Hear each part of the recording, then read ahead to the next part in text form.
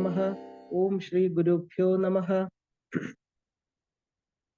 കാമാഖ്യ മഹിമ. സർവചൈതന്യ രൂപിണിയായ സാക്ഷാൽ മഹാത്രിപുരസുന്ദരി പരാഭട്ടാരികയുടെ അവ്യാജമായ ഒരു കരുണാ കടാക്ഷത്തോടെ കാമാഖ്യ പരദേവതയുടെ വൈഭവങ്ങൾ ചിന്തിക്കാൻ പോവുകയാണ് നമ്മൾ ഒരുമിച്ച്. ശ്രീചക്ര ബിന്ദുവില് പഞ്ചബ്രഹ്മാസനത്തിൽ കാമേശ്വര പര്യങ്കത്തിൽ വിളങ്ങുന്ന സാക്ഷാൽ രാജരാജേശ്വരിയായിരിക്കുന്ന ഷോഡശി. ആ ഷോഡശി തന്നെയാണ് കാമാഖ്യ എന്ന അത്ഭുതമായ രൂപത്തോടുകൂടി നീലാചല പർവ്വതത്തിന് ദശമഹാവിദ്യ സ്വരൂപിണിയായിട്ട് ലക്ഷ്മി സരസ്വതിമാരാൽ ചുറ്റപ്പെട്ട് സാക്ഷാൽ മാതങ്കിയും വാരാഹിയും സേവിച്ചുകൊണ്ട് കമലയാൽ സേവിക്കപ്പെട്ട് ശ്രീ യന്ത്രസ്വരൂപിണിയായിട്ട് കാമാഖ്യ എന്ന അതിവിശിഷ്ടമായ സ്വരൂപത്തോടുകൂടി പ്രകാശിക്കുന്നത്. നമുക്കറിയാം, ഭാരതത്തിലെ അതിവിശിഷ്ടമായിരിക്കുന്ന കാമാഖ്യ ക്ഷേത്രം ആസാമിലാണ് സ്ഥിതി ചെയ്യുന്നത്. കാമാഖ്യ എന്ന് പറയുമ്പോൾ തന്നെ വളരെ വിശേഷപ്പെട്ട ഒരു നാമമാണ് അല്ലെ.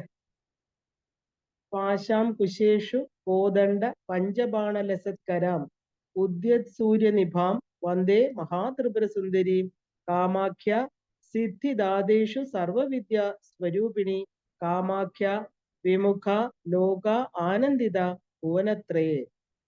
ഇതാണ് കാമാഖ്യ ധ്യാനം എന്ന് പറയുന്നത്.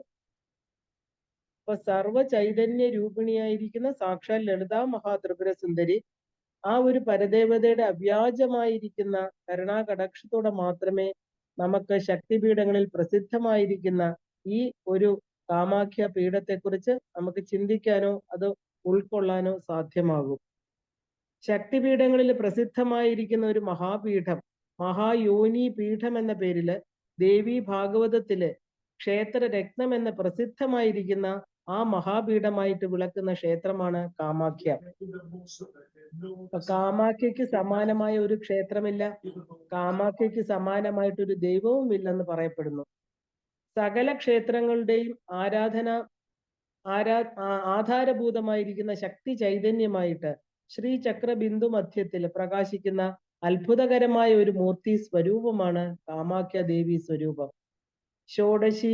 ഷോഡശി മന്ത്രവിഗ്രഹമായിട്ടാണ് ഇവിടെ ലോകമാതാവായിരിക്കുന്ന ദേവി പ്രകാശിക്കുന്നത്. ദക്ഷിണ കാളി മൂർത്തിയായും പരദേവത ഇവിടെ പ്രകാശിക്കുന്നുണ്ട്.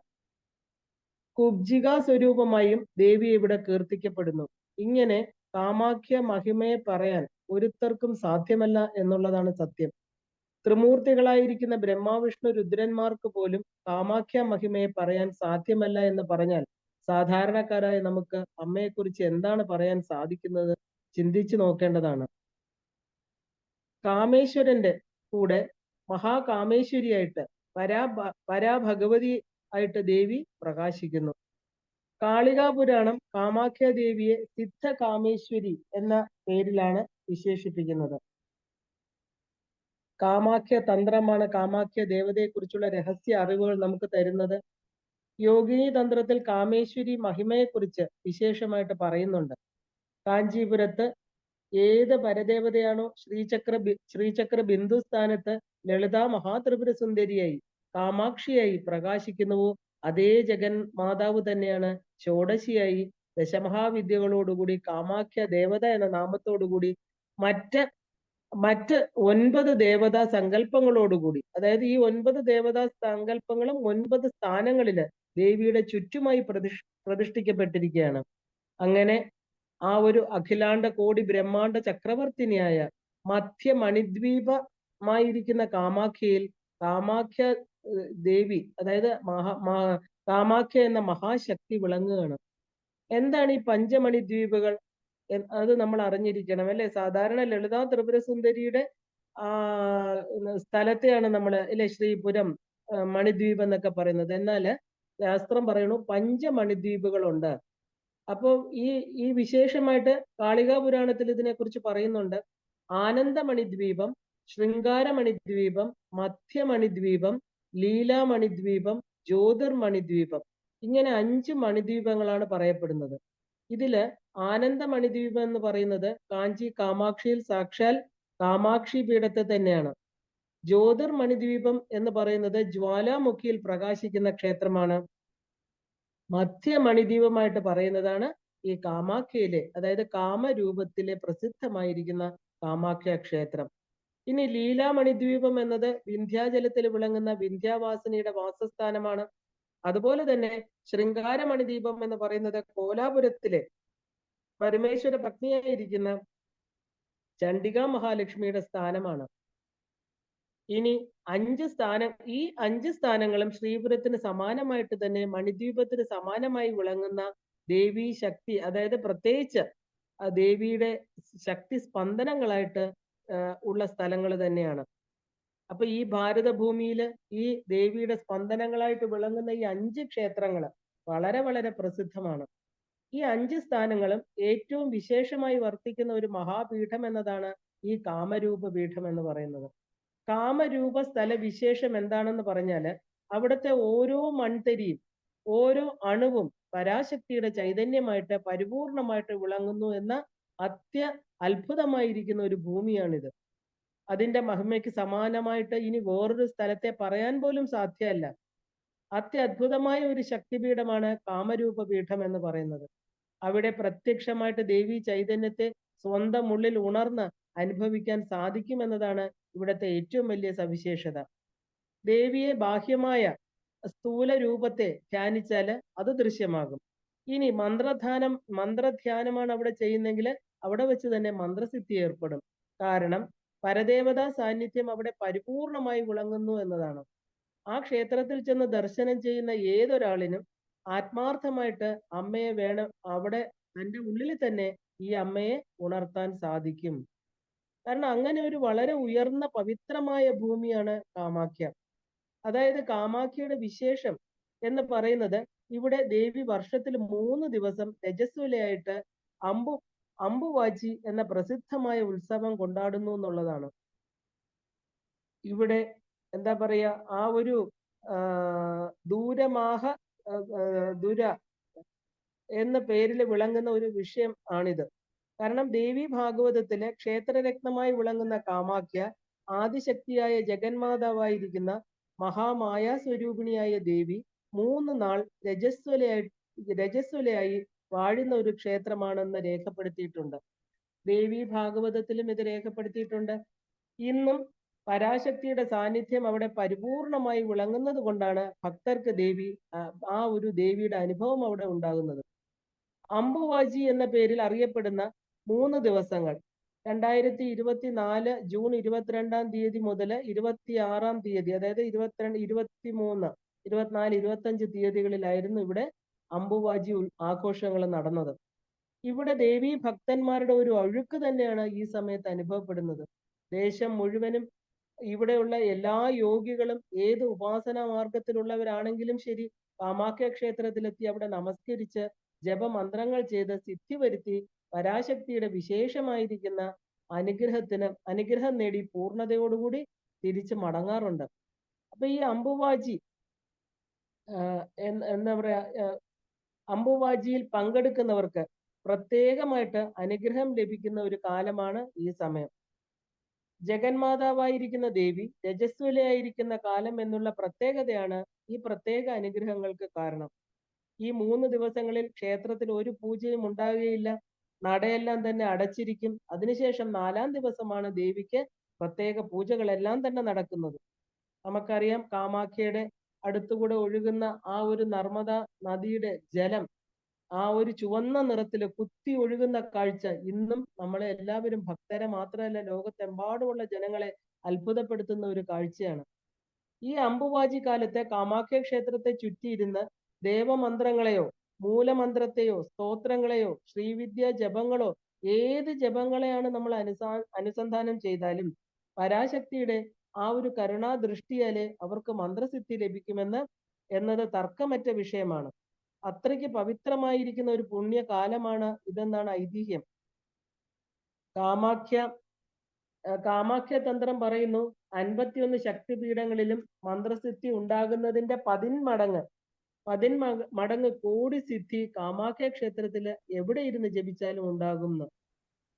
നമുക്കറിയാം, കന്യാകുമാരി മുതൽ കാശ്മീർ പര്യന്തം ആ എന്താ പറയാ, ആ ഒരു കാമ ഒരു കന്യാകുമാരി മുതൽ കാശ്മീർ പര്യന്തം ആനർധനത്തിന് ധനത്തിൽ തുടങ്ങി കാമരൂപം വരെയുള്ള 51 ശക്തിപീഠങ്ങൾ. അവിടെ ഇരുന്ന് ജപിക്കുന്നതിലും കോടി മടങ്ങ് സിദ്ധിയാണ് കാമരൂപത്തിലിരുന്ന് കാമരൂപത്തിലെ ജലമധ്യത്തിലോ ആകാശത്തിലോ ഭൂമിയിലോ എവിടെ ഇരുന്ന് ജപിച്ചാലും കോടി മടങ്ങ് സിദ്ധിയാകുന്നു പറയപ്പെടുന്നു. ഇത് ഒരുപാട് പേര് അനുഭവം സാക്ഷ്യപ്പെടുത്തിയിട്ടുണ്ട്. അപ്പൊ ദേവിയുടെ യോനി പീഠമാകുന്ന ദിവ്യ മംഗള മൂലസ്ഥാനമാണിത്. അവിടെ ജഗന്മാതാവായിരിക്കുന്ന ദേവി യോനി സ്വരൂപിണിയായിട്ടിരിക്കുന്നു. കാരണം എന്താണ് ഈ യോനി സ്വരൂപം എന്ന് പറയുന്നത്? സാക്ഷാൽ കാമകലാ സ്വരൂപം തന്നെയാണ് അല്ലേ? ഈ പ്രപഞ്ചത്തിലെ മുഴുവനും, ഈ പ്രപഞ്ചം എന്ന് പറയുന്ന നമ്മൾ ഈ കാണപ്പെടുന്ന നാമരൂപങ്ങളെല്ലാം തന്നെ എവിടെ നിന്നാണോ വരുന്നത് ആ മൂലസ്ഥാനമാണത്. ഇവിടെ ജഗന്മാതാവായി ദേവി മഹായോനി സ്വരൂപത്തിലാണ് സ്ഥിതി ചെയ്യുന്നത്. അതിനടുത്തിരുന്ന് ജപിച്ചാല് അതിലും കോടി മടങ്ങ് ജപസിദ്ധി ഉണ്ടാകുമെന്ന് അനുഭവസ്ഥർ സാക്ഷ്യപ്പെടുത്തുന്നുണ്ട്. ദേവിയുടെ മഹായോനി പീഠ മഹിമയാണിത്. ഇത് ജഗത്തിന് ആധാരമായിരിക്കുന്ന യോനി പീഠമാണ്, അതായത് മഹായോനി പീഠം. ഈ ജഗത് കാമകല ആധാരപീഠം എന്ന് കാഞ്ചീപുരത്തെ പറയാറുണ്ട്. മാർക്കണ്ഡേയ പുരാണത്തിലും ഇത് പറഞ്ഞിട്ടുണ്ട്. അതുപോലെ തന്നെ ഈ കാമാഖ്യ ക്ഷേത്രം എന്നത് ജഗത് കാമകലാകാരമായിട്ട് വിളങ്ങുന്ന മഹായോനി പീഠമായിട്ട് പറയപ്പെടുന്നു. ഇവിടെ ഒരു പ്രാവശ്യം പരദേവതയെ ദർശനം ചെയ്ത് പരാശക്തിയായിട്ട് വിളങ്ങുന്ന ആ ഒരു സ്വയംഭൂ ലിംഗത്തെ സ്പർശിച്ച് അവിടുത്തെ അമൃതജലത്തെ പ്രോക്ഷണം ചെയ്താൽ ഇനി ഒരു ജന്മം ഇല്ല എന്നുള്ളത് പ്രത്യക്ഷ സത്യമാണ്. കാരണം നമുക്ക് അവിടുത്തെ ജലം, അവിടുത്തെ എന്താ പറയുക, നമുക്ക് കൈകൊണ്ട് തൊടാനും, നമുക്ക് ഇല്ലെങ്കിൽ അവിടുത്തെ സന്യാസിമാർ ഇല്ലെങ്കിൽ അവിടുത്തെ പൂജകര് നമ്മളെ പ്രോക്ഷണം ചെയ്യിക്കുക എന്നുള്ളത് അതിവിശേഷമായിട്ടുള്ള ഒരു സംഭവം അവിടെ നടക്കുന്നുണ്ട്. അതിനെയാണ് അമൃതജലം എന്ന് പറയുന്നത്. കാരണം മരണമില്ലാത്ത ഒരു അമൃതത്വത്തിലേക്ക്, തന്റെ ശരീരബോധത്തിൽ നിന്ന് തന്റെ ആത്മാവിലേക്കുള്ള ഒരു പ്രയാണമാണ് ആ ഒരു സ്പർശനം, ആ ജലസ്പർശനം കൊണ്ട് ആ ഒരു ഭക്തർക്കുണ്ടാകുന്നത്. ഇത് എത്രയോ മഹാന്മാര് പറഞ്ഞിരിക്കുന്നു, സാക്ഷ്യപ്പെടുത്തിയിരിക്കുന്നു. അതുകൊണ്ടാണ് കാമാഖ്യക്ക് സമാനമായിട്ട് വേറൊരു ക്ഷേത്രമില്ല എന്ന് തന്നെ പറയാൻ കാരണം. സാക്ഷാൽ പരമേശ്വരൻ തന്നെയാണ് ഈ രഹസ്യത്തെ വെളിപ്പെടുത്തിയിരിക്കുന്നത്. ഏത് പുരാണത്തിൽ നോക്കിയാലും കാമാഖ്യയുടെ മഹിമ പറയുന്നത് പരമേശ്വരനാണ്, സാക്ഷാൽ പരമേശ്വരൻ. അപ്പൊ കാമാഖ്യ തന്ത്രത്തില് പരമേശ്വരൻ പരാശക്തിയോട് പറയണു, ഈ കാമാഖ്യ ക്ഷേത്രത്തിന് അപ്പുറം വേറൊരു ക്ഷേത്രം ഭൂമിയിലില്ല. സർവ്വതിനും ആധാരമായിട്ട് വിളങ്ങുന്നത്, ഇവിടത്തെ കരുണാമൂർത്തിയായി വിളങ്ങുന്ന സാക്ഷാൽ ദേവിയെ കാമാക്ഷി, വരദ, ആനന്ദ, നിത്യ, മഹാവിഭവവർത്തിനി, സർവേഷാം ജനനി സാബി, സർവേഷാം ദാതനി, സർവേഷാം ദാതിനി എന്ന് പറയാറുണ്ട്. മദീൻ, അതായത് ചോദിച്ച വരങ്ങളെല്ലാം കൊടുക്കുന്ന കരുണാമൂർത്തിയായിരിക്കുന്ന, ആനന്ദമേ സ്വരൂപമായിട്ടിരിക്കുന്ന, മഹാനിത്യ സ്വരൂപിയായിട്ട്, മഹാവിഭവവർദ്ധിനിയായിട്ട്, വിഭവവർദ്ധിനി എന്ന് പറഞ്ഞാല് വൈഭവത്തെ വർദ്ധിപ്പിക്കുന്നവളായിട്ട്, സർവേഷാം ജനനി, അതായത് സർവഭുവനങ്ങൾക്കും ഈശ്വരിയായി, സർവഭൂതങ്ങൾക്കും ജനനിയായി, സർവത്തെയും വീണ്ടെടുക്കുന്ന മാതാവായി വിളങ്ങുന്നവൾ, സർവ ജീവരാശികളെയും താങ്ങുന്നവൾ, എല്ലാം കാമാഖ്യ ദേവി തന്നെയാണ് എന്ന് പറയുന്നു. ഈ കാമാഖ്യ എന്ന ജഗൻ മാതാവിന് ഉപരിയായിട്ട് വേറെ ആരുമില്ല എന്നുള്ളതാണ് സത്യം. അപ്പോ ഈ ശക്തി തന്റെ സർവത്തിനും ആധാരമായി, സർവവിദ്യാസ്വരൂപിണിയായിട്ട്, സർവഭൂതങ്ങൾക്കും ഈശ്വരിയായി, സർവാധാര സ്വരൂപിണിയായിട്ട് വിളങ്ങുന്നു. ഈ കാമാഖ്യ വൈഭവം സാക്ഷാൽ പരമേശ്വരൻ തന്നെയാണ് ലോകത്തിന് വെളിപ്പെടുത്തി കൊടുക്കുന്നത്. കാമാഖ്യ കാമസമ്പത്തി, കാമാഖ്യ മോക്ഷ ഏവജ, കാമാഖ്യ സദാധർമ്മ, കാമാഖ്യ അർത്ഥമേവജ. കാമാഖ്യയാണ് ധർമ്മം, കാമാഖ്യ തന്നെയാണ് അർത്ഥം. കാമരൂപത്തില് ഇരിക്കുന്ന ഈ സ്വരൂപം തന്നെയാണ് കാമവും. അതായത് ധർമാർത്ഥ കാമ മോക്ഷങ്ങളിലെ ആദ്യത്തെ 3 ഇവിടെ പറയപ്പെടുന്നത്. ഇനി മോക്ഷം കൊടുക്കുന്നതും ഈ കാമാഖ്യ ദേവി തന്നെയാണ്. അപ്പൊ ഈ മോക്ഷം കൊടുക്കുന്ന കാമാഖ്യ ദേവതയാണെന്ന് പറഞ്ഞാൽ എന്താ? ഈ ധർമാർത്ഥ കാമങ്ങൾക്ക് പുറമെ 4ാമത്തെ പുരുഷാർത്ഥമായിരിക്കുന്ന മോക്ഷം കൊടുക്കാനും ഈ ദേവി എല്ലാ ഭക്തരെയും അനുഗ്രഹിക്കുന്നു എന്നർത്ഥം. ഒരു ജീവന്റെ പുരുഷാർത്ഥങ്ങളെ നൽകാൻ കഴിവുള്ളവൾ, പുരുഷാർത്ഥപ്രദ, മോക്ഷരൂപിണി. ഇപ്പൊ നിർവാണ ചൈവ സാക്ഷാത് സായുജ്യമേവതത്ത് എന്നാ പറയുന്നത്. കൈവല്യ സ്വരൂപമായിരിക്കുന്ന സായുജ്യത്തെ തരുന്നവളാണ് ദേവി. ശിവദ, ശിവദ ബ്രഹ്മദ ദേവി വിഷ്ണുദ ചന്ദ്രദ ച ദേവത്വം സർവദേവാനാം നിശ്ചിതം കാമരൂപിണി. ശിവനും കാമാഖ്യ തന്നെയാണ്. വിഷ്ണുവും ബ്രഹ്മാവും ചന്ദ്രനും എല്ലാ ദേവതകളും കാമാഖ്യ തന്നെയാണ്. കാമാഖ്യ മഹാദേവി സർവദേവതാ സ്വരൂപിണിയാണ്. ഈ കാമാഖ്യ സ്വരൂപിണിയായിരിക്കുന്ന ദേവി തന്നെയാണ് സകല ദേവതാ സ്വരൂപത്തിലും ഇരിക്കുന്നതെന്ന് പറയുന്നു. അപ്പൊ ദേവിക്ക് സമാനമായിട്ട് ഈ ലോകത്തില് വേറെ ഒന്നും തന്നെ ഇല്ല. അപ്പൊ കാമാഖ്യ ന വിനാ കിഞ്ചിത് നാസ്തീതു ഭുവനത്രയേ. പരമേശ്വരൻ തന്നെ പറയുന്ന വാക്കുകളാണിത്. കാമാഖ്യ അല്ലാതെ ഈ ലോകത്തിൽ വേറെ ഒന്നും ഈ ത്രിഭുവനങ്ങളിൽ ഇല്ല എന്ന് പരമേശ്വരൻ സാക്ഷ്യപ്പെടുത്തുകയാണ്. ഇത് തന്നെയാണ് ലക്ഷക്കണക്കിന് തന്ത്രങ്ങളിൽ പറഞ്ഞിരിക്കുന്നത്. ലക്ഷക്കണക്കിന് മഹാവിദ്യകളുടെ സാരമായിട്ട് വിളങ്ങുന്ന സാക്ഷാൽ ഷോഡശി സ്വരൂപമായിട്ട് ലളിതാ മഹാത്രിപുര സുന്ദരിയായി മഹാകാളിക സ്വരൂപത്തില് കാമാഖ്യ ദേവി പ്രകാശിക്കുന്നു. ദേവി തന്നെയാണ് കാമാഖ്യ എന്നറിഞ്ഞാലും കാമരൂപ ക്ഷേത്രത്തിലെ ഭഗവതിയായിരിക്കുന്ന കാമാഖ്യ കാളികയായിട്ട്, ത്രിപുര സുന്ദരിയായിട്ട്, കുബ്ജികയായിട്ട്, അല്ലെ, കാമാഖ്യയായിട്ട് എല്ലാ രൂപത്തിലും പ്രകാശിക്കുന്നത് ഈ ഒരേ ശക്തി തന്നെയാണ്. പരമേശ്വരൻ ഈ രഹസ്യങ്ങൾ പറഞ്ഞു കൊടുക്കുന്നത് സാക്ഷാൽ കാമാഖ്യ സ്വരൂപമായിരിക്കുന്ന പാർവതി ദേവിക്കാണ്. അപ്പൊ കാമരൂപേശ്വരി തന്നെയാണ് പാർവതി. കാരണം കാമാഖ്യയാണ് പരമേശ്വരന് വരം കൊടുക്കുന്നതെന്ന് നമുക്ക് ഒരു പുരാണത്തിൽ പറയുന്നുണ്ട്.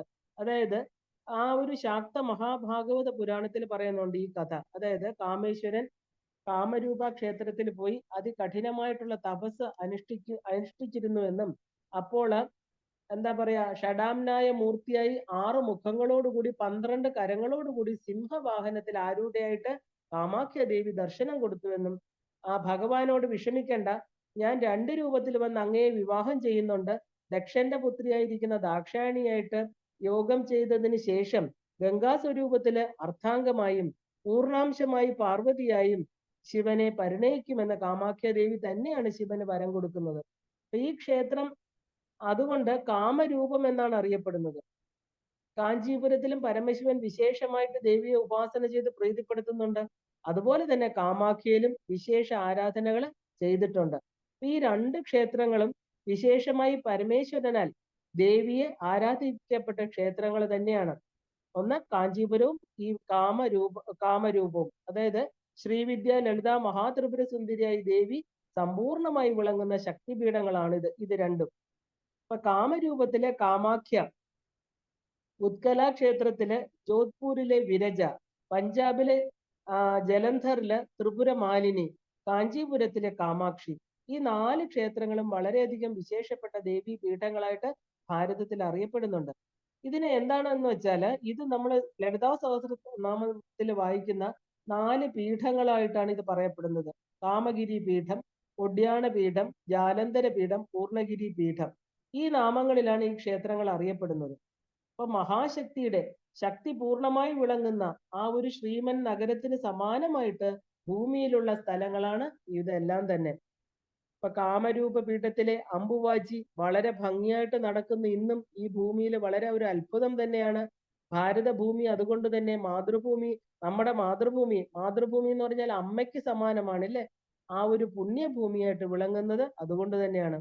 ഒരു മനുഷ്യായുസില് ഒരു പ്രാവശ്യമെങ്കിലും അമ്പുവാജി സമയത്ത് അമ്മയുടെ ദർശനം ലഭിച്ചാൽ കാമാഖ്യ മഹാലളിതാ ത്രിപുര സുന്ദരിയായിരിക്കുന്ന കാമാക്ഷി തന്റെ മക്കൾക്ക് ചോദിക്കുന്ന വരങ്ങൾ കൊടുത്ത് അനുഗ്രഹിക്കുമെന്നത് നിസ്തർക്കമായ വിഷയമാണ്.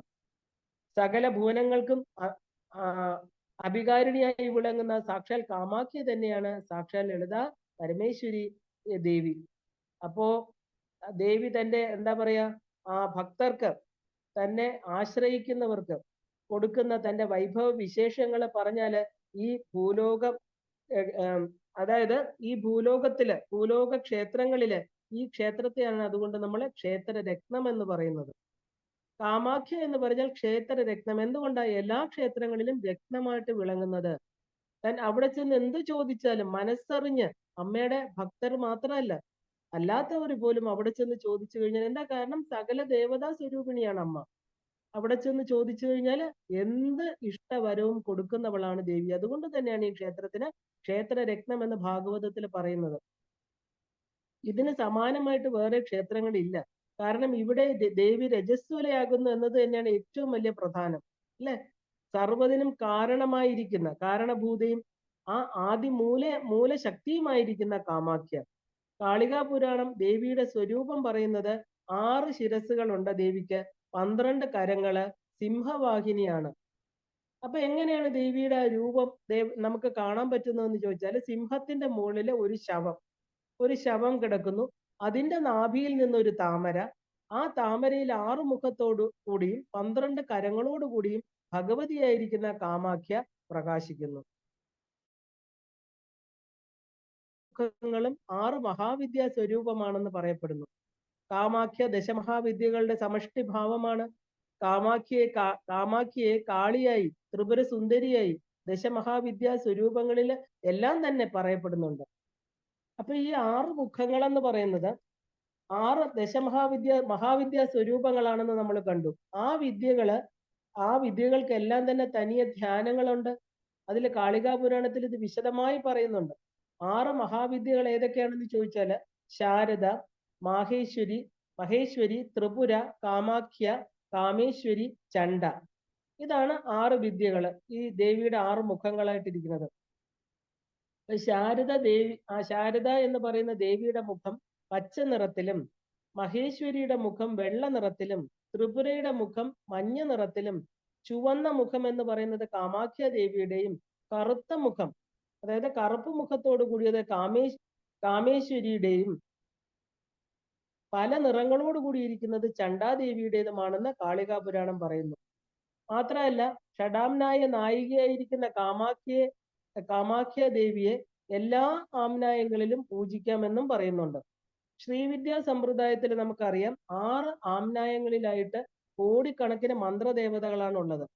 ഇവർക്കെല്ലാം ലളിതാ മഹാത്രിപുര സുന്ദരിയുടെ ഉപദേവതകളായിട്ടാണ് പ്രകാശിക്കുന്നത്. 6 ആംനായങ്ങൾ തന്നെയാണ് 6 മുഖങ്ങള് ദേവിയുടെ. പൂർവാംനായം, പശ്ചിമാംനായം, ദക്ഷിണാംനായം, ഉത്തരാംനായം, ഊർധ്വാംനായം, അനുത്തരാംനായം. ഇതാണ് 6 ആംനായങ്ങൾ. അതുകൊണ്ട് തന്നെ അമ്മ ഷഡാംനായ നായിക എന്ന പേരിലാണ് അറിയപ്പെടുന്നത്. അതുകൊണ്ടാണ് പരമേശ്വരൻ പറയുന്നത് കാമാഖ്യയ്ക്ക് മുകളിൽ വേറൊരു ദേവതയില്ല, അതിനു മുകളിൽ വേറെ വ്രതങ്ങളില്ല, പവിത്രമായ ഒരു സംഗതികളും ഇതിനു മുകളിൽ ഇല്ല എന്ന് പറയാൻ കാരണം അതുകൊണ്ടാണ്. ഈ ലോകത്തില്, കാരണം ഈ പ്രപഞ്ചം നിർമ്മിച്ചിരിക്കുന്നത് എന്താ? ദേവി തന്നെയാണ് അല്ലെ? ദേവിയുടെ 6 ആംനായങ്ങളാണ് ഈ പ്രപഞ്ച രൂപമായിട്ടിരിക്കുന്നത്. നമ്മുടെ ഊർധ്വലോകങ്ങളും അധോലോകങ്ങളും ഈ 14 ലോകങ്ങളും ഈ ആംനായങ്ങളിൽ വരുന്നുണ്ട്. ഈ ദേവിക്ക് അപ്പുറം വേറൊന്നും ഇല്ല. അതുകൊണ്ടാണ് കാമാഖ്യക്ക് മേലെ വേറെ ബ്രഹ്മമില്ല. കാരണം പ്രപഞ്ചം ഉണ്ടാകുന്നത്, കാര്യവും കാരണവും അമ്മ തന്നെയാണ്.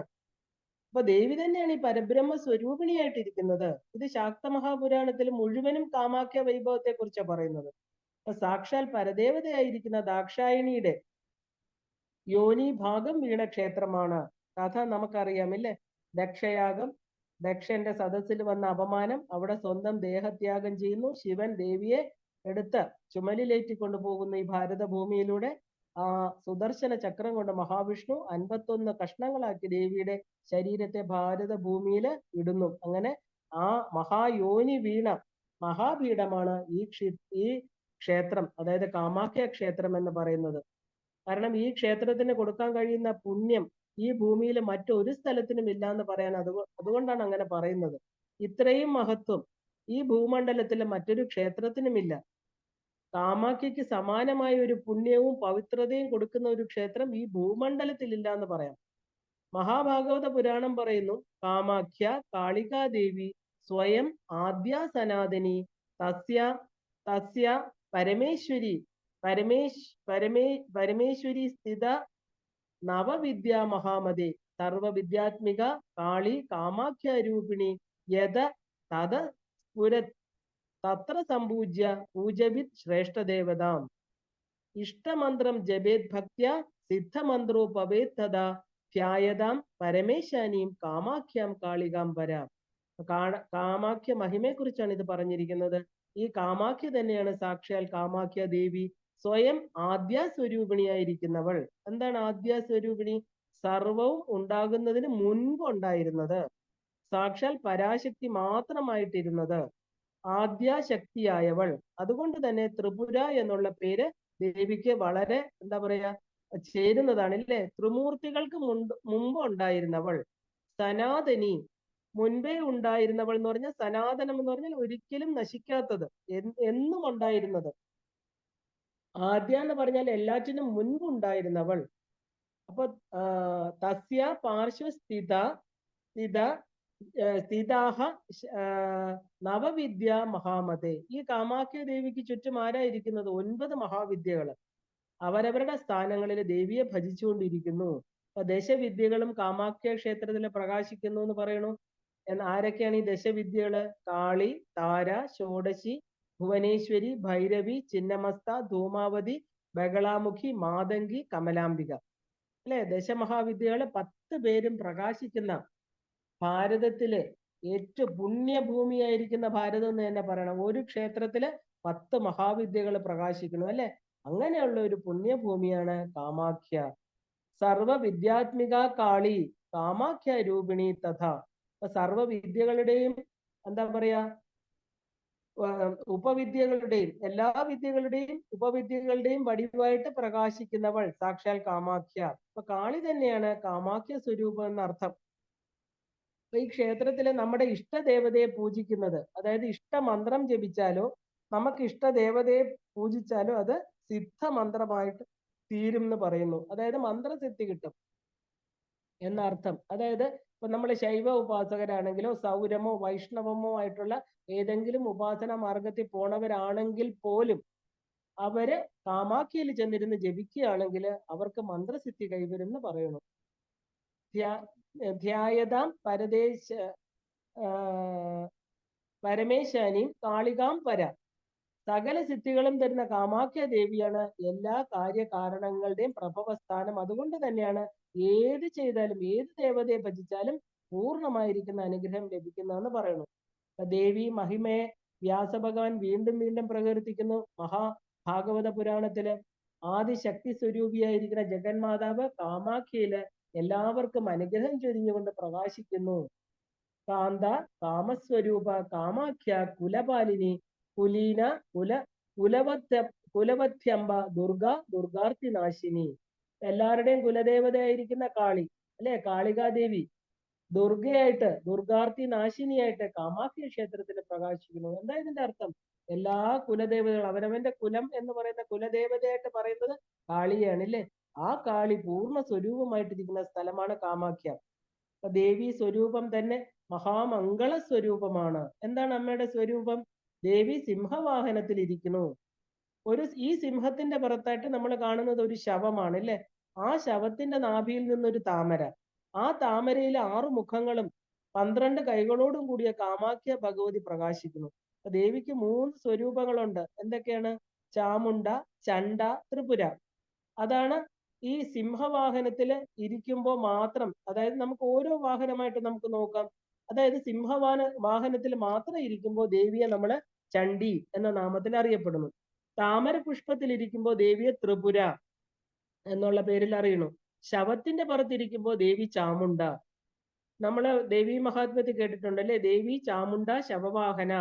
ദേവി മഹാത്മ്യം കീർത്തിക്കുന്നതാണ് ഈ സ്വരൂപം. അപ്പൊ ചാമുണ്ടയ്ക്ക് ശവമാണ് വാഹനം. ഈ 3 സ്വരൂപങ്ങളും ചേർന്ന് വിളങ്ങുമ്പോഴാണ് ദേവിക്ക് 6 മുഖങ്ങളും 12 കൈകളുമായിട്ട് കാണപ്പെടുന്നത്. അപ്പൊ ഈ സിംഹവാഹനം എന്നത് എന്താണ്? സിംഹവാഹനം എന്നത് സാക്ഷാൽ മഹാവിഷ്ണുവാണ്. എന്തുകൊണ്ടാണ് അദ്ദേഹം സിംഹവാഹനമായിട്ട് തീർന്നത്? മഹാവിഷ്ണു സ്വയം തപസ് ചെയ്ത് ദേവിയെ തനിക്ക് സിംഹമാകണം, തനിക്ക് ദേവിക്ക് ഒരു ഇരിപ്പിടമായിട്ട് തീരണം, കാരണം അത്രയും അനുഗ്രഹം എനിക്ക് വേണം എന്ന് പറഞ്ഞ് ദേവിയുടെ വാഹനമായി തീർന്നിരിക്കുകയാണ്. കാരണം ദേവി സിംഹവാഹിനിയാണ് അല്ലേ. കാരണം അങ്ങനെ ദേവി അനുഗ്രഹിച്ചു. അപ്പൊ വിഷ്ണു ഭഗവാൻ തന്നെയാണ് ഈ സിംഹമായിട്ട് വന്നിരിക്കുന്നത്.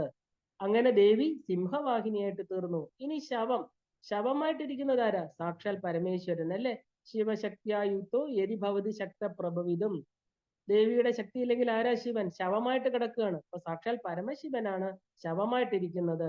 അപ്പൊ ദേവിയുടെ പതിയായിരിക്കുന്ന പരമേശ്വരൻ ശവരൂപത്തിൽ ശയിക്കുന്നു. ഇനി താമര പുഷ്പം എന്ന് പറഞ്ഞാൽ എന്താ? സാക്ഷാൽ ബ്രഹ്മാവ്. അങ്ങനെ ബ്രഹ്മ വിഷ്ണു രുദ്ര ആസനത്തിലാണ് ഈ പ്രപഞ്ച സംരക്ഷണം നടത്തുന്ന സാക്ഷാൽ കാമാഖ്യ ദേവി ഇരിക്കുന്നത്. അപ്പൊ താമരപ്പൂവിലിരുന്ന് താമര മാല അണിഞ്ഞ് ആ ഒരു എന്താ പറയാ പാശം, അങ്കുശം, കരിമ്പ് വില്ല്, പുഷ്പബാണങ്ങളെല്ലാം ധരിച്ച് സാക്ഷാൽ ത്രിപുര സുന്ദരിയായിട്ട് പ്രകാശിക്കുകയാണ്. ഭക്തർക്ക്, അതായത് തന്റെ മക്കൾക്ക് എന്ത് ദുഃഖം നേരിടുമ്പോഴും താമരപ്പൂവിൽ നിന്ന് ഇറങ്ങി ആ താമരമാലയെ എറിഞ്ഞിട്ട് സിംഹവാഹനത്തിൽ കയറി ഭക്ത സംരക്ഷണത്തിനായി ദേവി പുറപ്പെടുന്നു എന്ന് സങ്കല്പം. അതുകൊണ്ടാണ് അപ്പൊ ദേവി എന്താ വിളിക്കുന്നത്?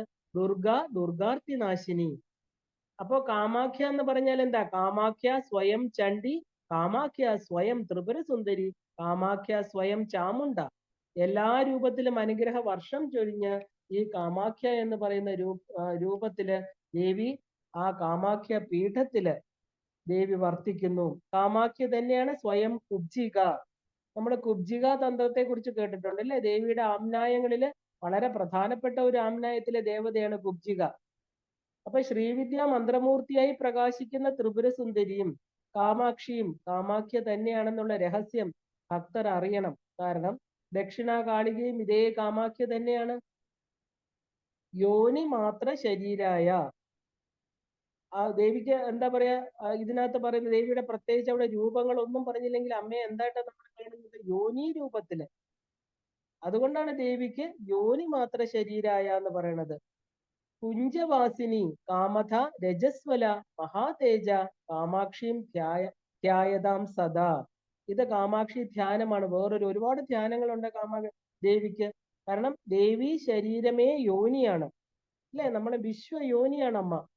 ഈ കാമാക്ഷി ധ്യാനം എന്ന് പറയുന്നത് എന്താണ്? ശരിക്കും പറഞ്ഞ പ്രപഞ്ചത്തെ മുഴുവനും പ്രസവിച്ചവൾ. ലളിതാ സഹസ്രനാമം പറയുന്നത് എന്താ? പ്രസവിത്രി പ്രചണ്ഡാത്മാ. അപ്പോ കുഞ്ചവാസിനിയും കാമത, രജസ്വലിയായിട്ട് വിന്ധ്യാചല പർവ്വതത്തിൽ വിളങ്ങുന്നവൾ, മഹത്തായ തേജസ്സോടു കൂടിയവളായിരിക്കുന്ന കാമാക്ഷിയെ സദാ ഞാൻ ധ്യാനിക്കുന്നുവെന്ന് കാമാഖ്യ തന്ത്രം പറയണു. അപ്പൊ പരാഭഗവതിയായ തനിക്ക് മുകളിൽ വേറെ ഒന്നുമില്ലാത്ത, അതായത് പൂർണ്ണ പരബ്രഹ്മ സ്വരൂപിണിയായിരിക്കുന്ന കാമാഖ്യ ദേവിയുടെ ചരണാരവിന്ദങ്ങളില് ദേഹ മനോബുദ്ധികളെല്ലാം അർപ്പിച്ച് സർവമംഗളങ്ങളും ജഗന്മാതാവ് അരുളണമേ എന്ന് പ്രാർത്ഥിച്ചുകൊണ്ട് ആ ഒരു ശക്തി ഗായത്രി പറഞ്ഞുകൊണ്ട് നമുക്ക് ദേവിയുടെ പാദത്തിൽ സമർപ്പിക്കാം. എന്താണ് ശക്തി ഗായത്രി? എല്ലാ പ്രപഞ്ചത്തിലിരിക്കുന്ന എല്ലാ വസ്തുക്കളും ഉള്ളിലും ശക്തിയായിട്ട് വിളങ്ങുന്നവൾ. സർവ ചൈതന്യ രൂപാം താം ആദ്യം വിദ്യാം ച വിദ്മഹേ തന്നോ ബുദ്ധി പ്രചോദയാ. വളരെ വിശേഷപ്പെട്ട ഒരു ഗായത്രിയാണിത്. സർവ ചൈതന്യ രൂപാം താം, എല്ലാത്തിലും ചൈതന്യമായിരിക്കുന്ന, എല്ലാ ജഡപദാർത്ഥങ്ങളുടെയും ഉള്ളില് ചൈതന്യമായിരിക്കുന്ന അല്ലയോ ദേവി, ആദ്യം വിദ്യാം ച വിദ്മഹേ തന്നോ ബുദ്ധി പ്രചോദയ. നമ്മുടെ ബുദ്ധിയെ ഈ മഹാവിദ്യ പ്രചോദിതമാക്കട്ടെ എന്ന് പറഞ്ഞുകൊണ്ട് നമുക്കിവിടെ അവസാനിപ്പിക്കാം. ജയ് കാമാഖ്യ ദേവി സർവമംഗള മാംഗല്യേ ശിവേ സർവാർത്ഥ സാധികേ ശരണ്യേ ത്രയംബകേ ഗൗരി നാരായണീ നമോസ്തുതേ. എല്ലാവർക്കും ശ്രീമാത്രേ നമഃ.